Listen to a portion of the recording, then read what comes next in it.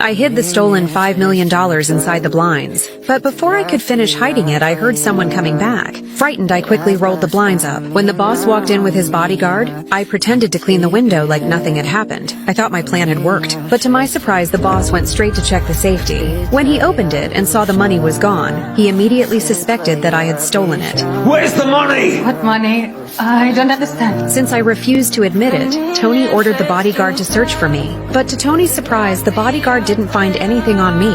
I thought I could finally leave, but Tony suddenly called the surveillance room. He wanted to check the footage from that day.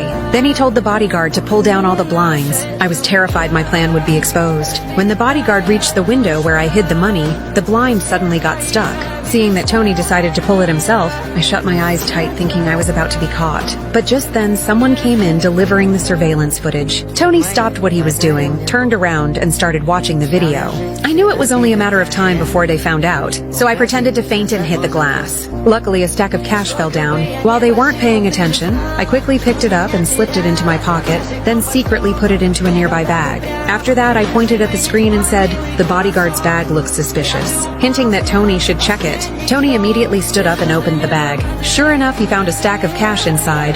Sir, I don't know, what is this? Shut up. Sit down now. Then Tony told me I could leave first, but the rest of the money was still inside. So as I was leaving, I deliberately broke the blinds. Then I apologized and said I'd take them for repair. That's how I managed to smuggle the money out. But to my shock, when I got home that night, Tony and the bodyguard were already waiting for me. It turned out Tony had already seen everything from the surveillance footage. Just as he was about to punish me, he suddenly noticed there were photos of him in my house, and next to him in the photo was his old partner. But that man had been killed by Tony long ago. Realizing this, Tony demanded to know my relationship with him.